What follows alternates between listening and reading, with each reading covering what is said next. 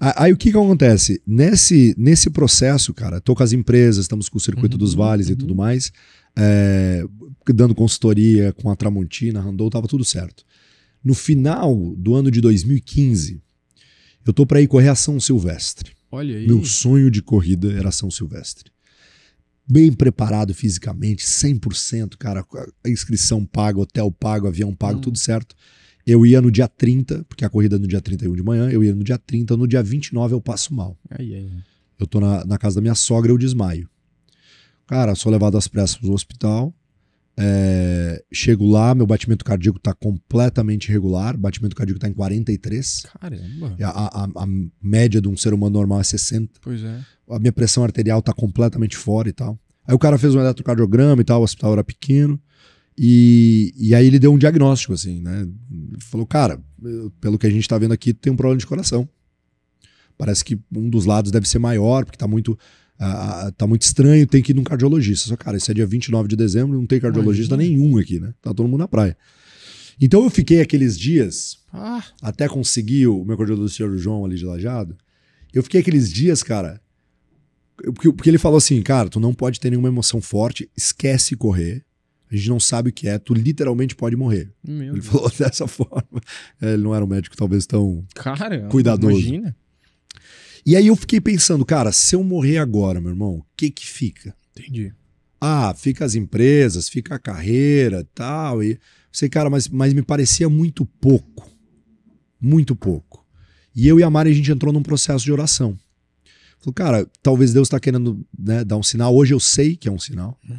Porque nesse processo a gente decidiu, falou, a gente precisa fazer algo mais em direção ministerial do que talvez de negócios. A gente começou a sentir isso. E depois eu tive certeza que era Deus, porque quando eu fui no cardiologista, eu falei pra ele, contei a história, ele começou a dar risada. Olha aí. Eu falou, cara, sabe por que o teu batimento é baixo? Porque tu é corredor, cara. Tu corre meia maratona e tal. O batimento é mais baixo, porque quando tu corre ele vai aumentar, ele tem que ser regular. Então todo corredor tem um batimento mais baixo. Caramba. Por isso que o cara se assustou e por isso que ele viu, e o teu coração é mais musculoso porque tu corre todo dia. Eu corria 100 km por semana. Caramba. Era um volume alto de corrida. Só que eu entendi que era Deus desligando a chave. Entendi. E aí ali a gente entrou num processo de oração, e aí que vem os Estados Unidos. Porque a gente sentiu que a gente deveria fazer algo ministerial. E aí a gente ficou um mês em Moçambique, fazendo trabalho missionário com um amigo nosso. Ficou um mês lá, foi sensacional. E nesse um mês a gente tava entre, podemos ficar em Moçambique para fazer um trabalho missionário, podemos ir para a China, que a gente tinha tido uma experiência muito grande, tinha uma necessidade muito grande, México uma necessidade muito grande. Então a gente, vamos orar e ver onde Deus nos manda. Entendi. E Deus falou Estados Unidos. Caramba. E aí explica para as pessoas que Deus está te chamando a fazer ministério nos Estados Unidos. Eu também gostaria de ir para os Estados Unidos e tal. No meio evangélico, isso aí soava como, né? Um absurdo. Soava como, cara, os caras estão de sacanagem. Tá tirando onda. O cara quer ir para os Estados Unidos lá ganhar dinheiro e tá né? Usando a desculpa usando essa desculpa. E a gente sofreu um pouco disso. Entendi. Mas a gente entrou em oração e Deus foi confirmando, cara. Foi um negócio muito interessante, assim. As confirmações foram muito fortes.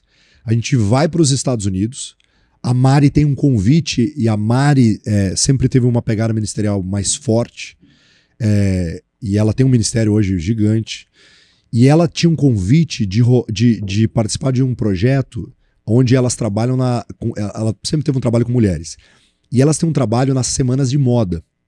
Então é um negócio maluco, amigo, é um negócio assim, sensacional.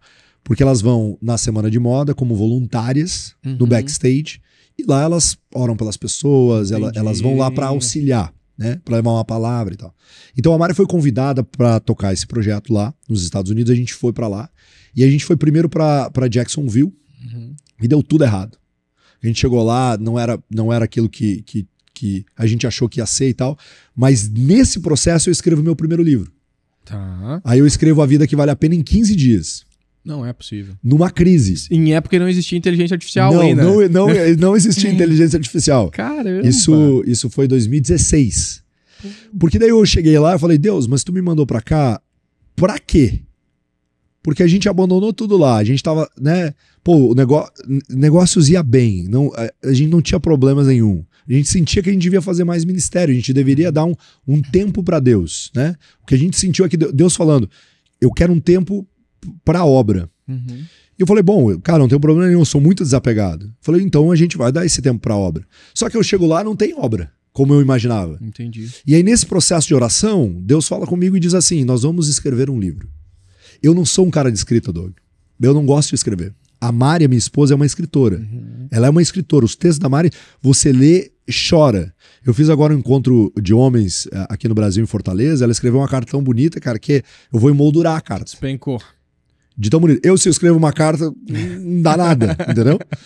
Porque eu sou um comunicador, eu gosto de falar, cara. Eu sou vendedor nato, comercial, eu gosto de conversar com gente, eu não gosto de escrever. Só que, cara, claro que eu tô falando aqui 15 dias, só que era algo que eu já vinha falando, eu já ministrava, eu já palestrava, já pregava sobre, que era sobre propósito, sobre sentido de vida e tudo mais.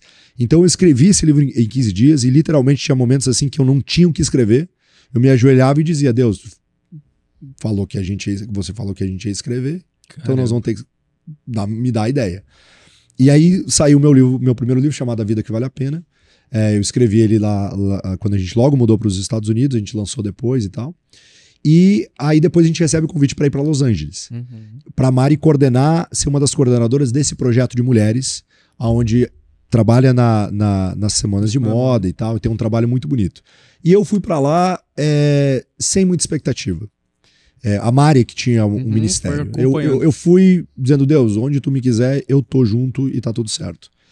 Nesse processo aí, eu chego lá e o departamento de marketing dele estava completamente abandonado. Entendi. Tinha 2 pessoas e os caras descobriram que eu tinha feito faculdade de marketing.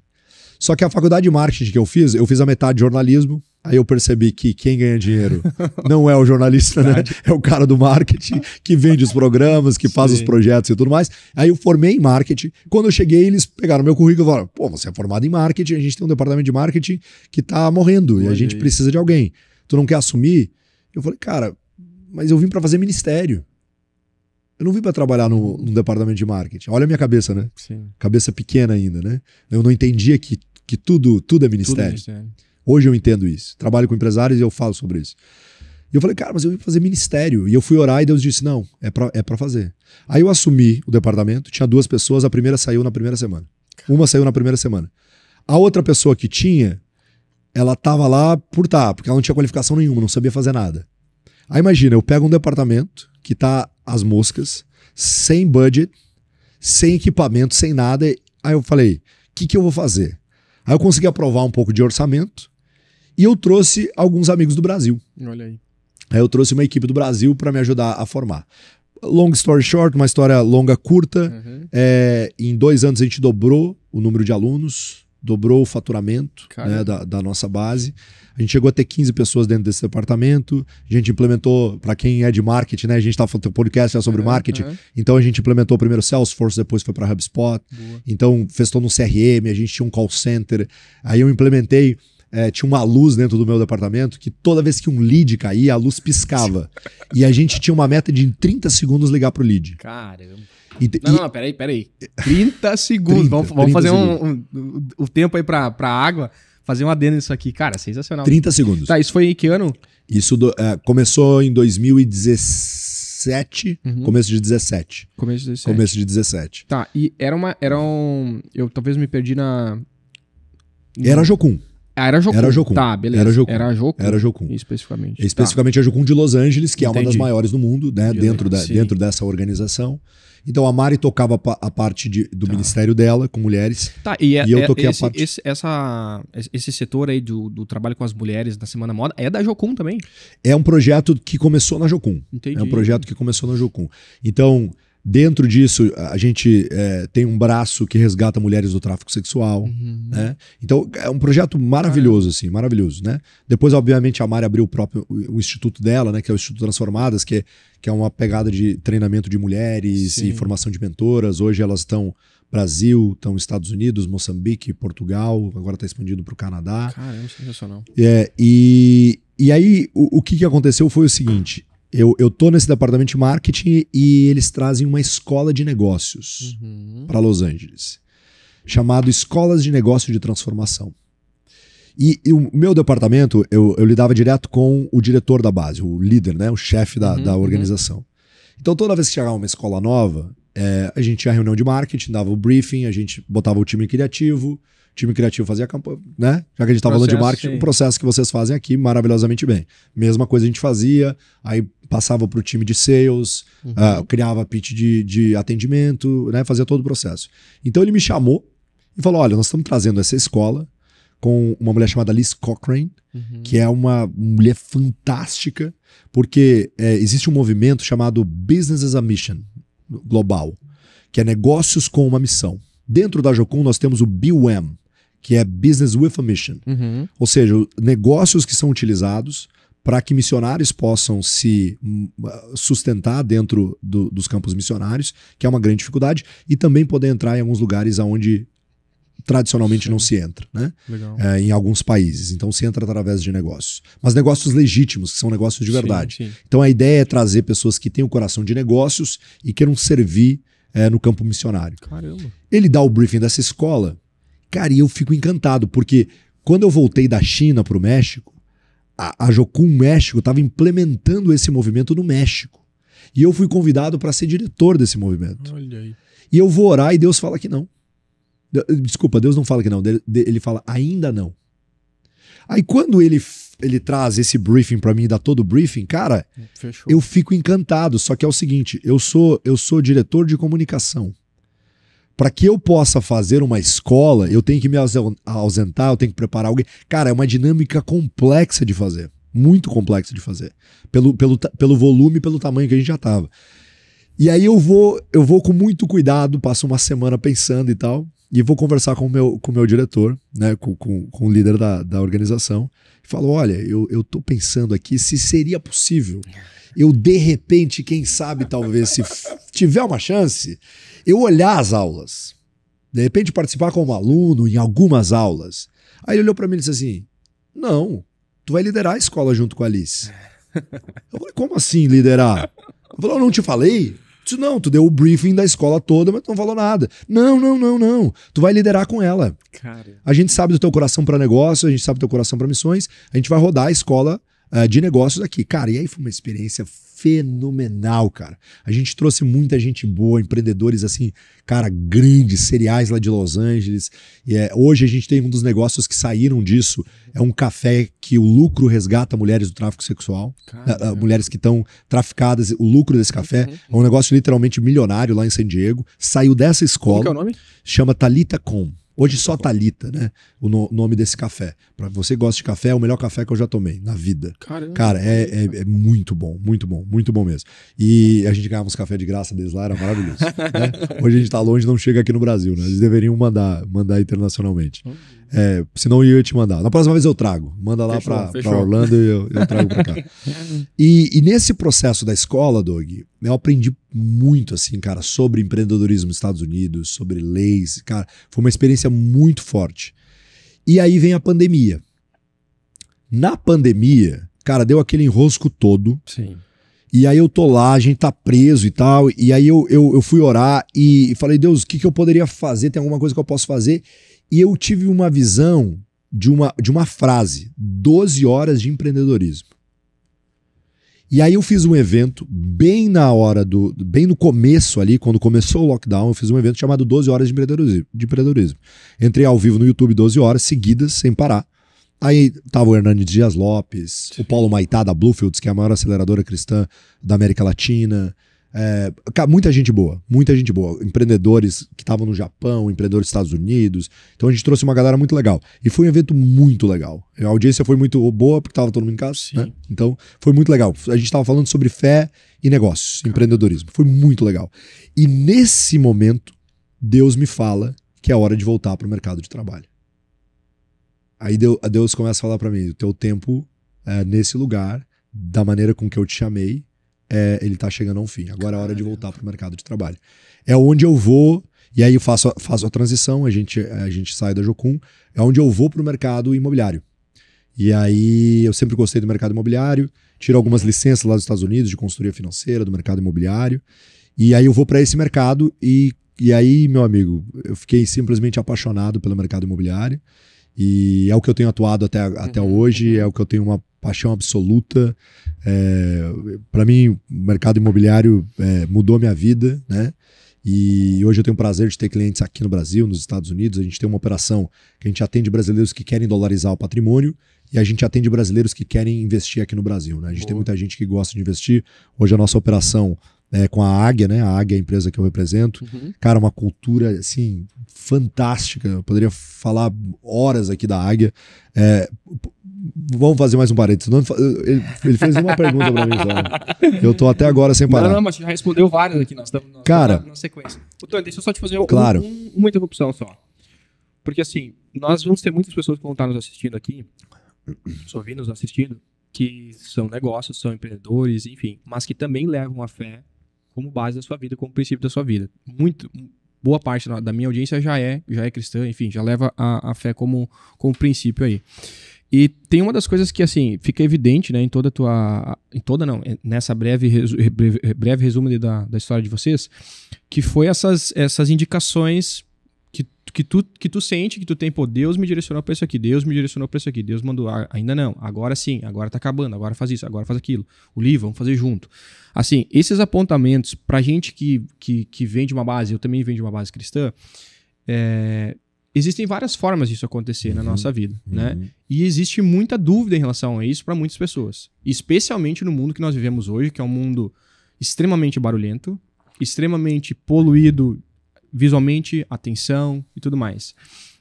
E existe também muito ruído nesse processo de ouvir o que Deus está me direcionando. Então, eu tô dando esse disclaimer só para te perguntar o seguinte: como que tu tinha certeza dessas... Assim, a certeza é abstrata nesse sentido, né? Mas como que tu tinha, assim, putz, Deus falou comigo isso aqui. Como era esse processo? De que forma era esse processo? Porque tem pessoas que às vezes têm sonhos, tem pessoas que às vezes ouvem, tem pessoas que às vezes, alguém chega e fala. Existem várias formas, né? Vários meios aí. Como que foi pra ti? Como que é pra ti esse processo? Pergunta sensacional, Doug. Obrigado por tu ter feito ela, porque é muito difícil explicar isso.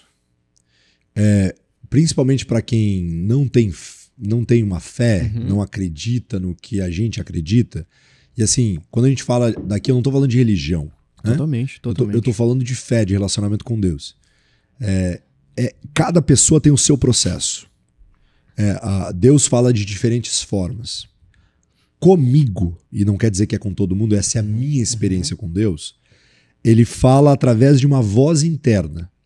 Essa é a maneira com que eu sinto que é ele, tá? E daí e aí eu vou contar uma experiência para exemplificar isso, porque eu vou contar primeiro e depois eu vou fazer uma explicação. A minha crise quando eu conheci a Deus, quando eu conheci a igreja, era que eu sou um cara que eu gosto muito de ler, eu sou um cara racional, investigativo, eu gosto disso. Ao mesmo tempo que eu gosto de... Eu sou um cara comercial, sou um vendedor, né? Eu me considero... Cara, às vezes a gente tava falando, como é que tu quer que eu te apresente? Cara, eu sou um vendedor. Eu gosto disso. Eu gosto de estar com gente, eu gosto de conversar, eu gosto de fazer amigos. Ao mesmo tempo que eu gosto de planilha, que é um troço engraçado pra caramba. Eu gosto de planilha, eu gosto da lógica, as coisas têm que ter lógica pra mim, não dá... Ela tem que ter, tem que ter conexão, cara. Não, entendeu? Quando que eu começo a ter contato com Deus e com a igreja e com cristãos, o meu processo foi o seguinte: primeiro que eu descobri os cristãos 007, né? Que tinha um monte de amigo meu que era cristão, eu não sabia. Falei, caraca, aquele cara aquele multimilionário que é meu amigo também, um cara que eu entrevistei outro dia na televisão, esse cara cristão. Aí eu descobri que o John Maxwell era cristão, porque na minha cabeça ele é pastor, né? Eu não entendia muito bem isso. Aí eu falei, cara, então alguma coisa tem que ter. Eu começo esse processo de investigação. Olha a petulância, né? Processo de investigação. Mas é como meu cérebro funciona, eu preciso entender. Só que qual é que foi minha crise? Eu vou pra igreja e todo mundo tá falando assim, Deus me disse. Sim, é um Deus choque. me falou. É um choque. Aí a tiazinha do coque fala, Deus me falou, eis que Deus me mostra. E daí eu pensei, de duas uma. Ou eu sou retardado, ou eu sou surdo. Porque Deus tá falando com todo mundo, cara, menos comigo. E aí eu tô nesse processo e numa madrugada eu não sabia nem orar, Doug. Num processo muito... eu acho muito interessante porque a gente tava falando de filho antes, né? As crianças na idade que estão os nossos, né? O teu tá com quase 6, o meu tá com quase 6. Elas são muito transparentes. Elas fazem perguntas que eu falo, tá fazendo essa pergunta? Totalmente. Essa pergunta, né? E para mim foi isso que eu fiz com Deus. Eu fui totalmente transparente. Eu falei, Deus, olha só, eu tô tentando, eu tô querendo, mas tem um problema. O senhor tá falando com todo mundo, menos comigo. Só que tem pessoas que o senhor fala e que elas estão me dizendo que fala, e eu sei que elas são sérias. São pessoas de caráter, elas não estão inventando. Porque no começo eu achava que é meio charlatanismo. Falei, o cara tá... entendeu? Mas tinha certas pessoas que me falavam isso e, cara, que eram pessoas muito sérias. Aí eu falei pra Deus, eu disse, Deus, então quer dizer que tu fala, ponto. Aqui nós já definimos que tu fala. Então o problema tá comigo, não com ele. Falei, Deus, então tá comigo. Então eu quero que tu me mostre como tu fala. Essa foi minha oração. Deus, me mostra como tu fala. Porque tu fala. Aí, Doug, isso era umas 3 horas da manhã. Me veio na mente Gálatas 3,15. E eu não sabia onde... Eu sabia que era um livro da Bíblia, mas não conseguia nem encontrar onde era Gálatas. Eu nunca tinha lido Gálatas. Eu vou lá no índice, eu abro. E quando eu abro, a versão que eu tinha na minha mão aquele dia, a primeira frase desse versículo está escrito o seguinte: irmãos, falo como homem. Caramba. Irmãos, falo como homem. Minha oração é como tu fala. Aí tu pode dizer, é uma coincidência. Como que vai em 1576 páginas de um livro cair nessa frase? Irmãos, falo como homem. Aí a revelação que veio, que caiu no meu colo foi: primeiro, Deus é real. Porque ele acabou de responder a minha oração, foi a minha primeira experiência de oração respondida. Segundo, a revelação de que aquela voz interna, que é como uma pessoa falando, era ele. E ele já falava comigo há muito tempo, que a gente chama de sexto sentido. E, de novo, eu estou dizendo que essa é a minha experiência, não quer dizer que é a experiência de todo mundo. Deus fala diferente com as pessoas. E aquilo mudou a minha trajetória. Porque eu falei, cara, Deus fala, ele tem falado comigo, eu só tenho que ser sensível. Tu usou uma frase interessantíssima, o ruído, a correria, a gente não para, a gente tem os nossos desejos, as nossas ambições e tal. Mas, cara, quando a gente para, Deus fala. É verdade. E pra mim é com essa voz interna. Então quando eu digo assim, cara, eu sinto que Deus me falou isso, Deus me disse isso, é isso. É como se fosse uma voz interna. E é uma voz que ela traz convicção. E aqui vem a explicação. Deus, ele fala. Mas ele nunca vai falar contrário ao que ele já falou. Perfeito. Então, isso é importantíssimo. Se eu tenho a Bíblia, né, e eu e a Mari, a gente aconselha muita gente e muito casal. Aí um dia chegou um cidadão do bem e disse assim: eu sinto que Deus me disse para divorciar da minha mulher. Aí, meu amigo, como que Deus vai falar um negócio que ele já falou? Ele não pode se contrariar. Total. Né? Então, Deus nunca vai falar algo contra a própria palavra. Entende? A gente tem que ser sensível. Então, nesse processo de descoberta, eu fui cada vez ficando mais sensível, entendendo com mais facilidade. Entendi. Tu afinou. Mas tem um desafio, porque matou a charada. Quando a gente tem o ruído, a correria, o estresse, a vida corrida, cara, Deus não fala no barulho. É verdade. Né? Se a gente pegar a história de Elias, Deus está no sussurro. Ele não fala na confusão. Deus não é um Deus de confusão. Ele é um Deus que tem que parar. Cara, você não consegue ler... Tu é de marketing. Tu não consegue ler um outdoor com letras miúdas se tu passar a 120 por hora. Tu não consegue ler se tu passar 80. Tu não consegue ler se passar 60. Tu tem que parar e ler o outdoor. Tem um amigo meu que disse que a gente tem que seguir as placas. Boa. As placas estão aí. O problema é que a gente não para ler as placas. A gente passa correndo e a gente acha que tá escrito alguma coisa naquela placa. Mas a gente não leu a placa com detalhe. A gente não parou. Então o desafio nosso hoje do dia a dia, principalmente nós que somos empresários, empreendedores, é parar. É difícil parar. Né? A gente estava falando da rotina aqui, corre, vai para um lado e não sei o que, pega trânsito, pá, tararara, e aí a gente não para. Hoje, e eu vou ser honesto, eu quero ser uma pessoa sempre transparente de verdade. Eu não parei hoje para orar. Não deu tempo. Acordei de manhã, fiz uma oração no carro, botei um louvor, né? Mas não parou, né? Sim. Não parou. E eu não tô dizendo que tem que parar sempre, talvez, porque a gente tem os nossos compromissos e tal. Mas quanto mais parar, melhor. Porque Deus vai falar, entendeu? Nessa finesse que a gente vai desenvolvendo no processo que a gente vai se relacionando com ele, entendeu? Perfeito, perfeito. Deixa eu pegar só um gancho ainda dentro desse contexto aí. Eu vi uma... Vou dar os créditos aqui, que a gente precisa fazer isso. Vi um postzinho do Primo Rico, Thiago Nigro, muito conhecido, provavelmente nossa gente também acompanha.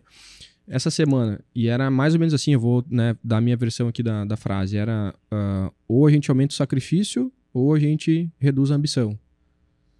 Cara, essa frase me pegou de uma maneira, assim, absurda. Vou anotar essa frase. É muito boa, em relação a tudo na vida, porque tudo é assim. E a gente pode pegar esse mesmo gancho, vou usar o gancho aqui falando sobre esse processo de ouvir a Deus, né? Porque assim, ou a gente para e a gente, entre aspas, se força a parar para ouvir e para ter esses momentos, para ter essa conexão, ou a gente não espera que a gente vai ouvir. Aí a gente aceita esse processo, entendeu? Então, são escolhas, né? Tudo na nossa vida é escolha. Especialmente quando a gente está no desafio de empreender, de construir família, de construir negócio, de construir propósito. Então, sensacional, cara. Fica aí esse adendo a esse ponto.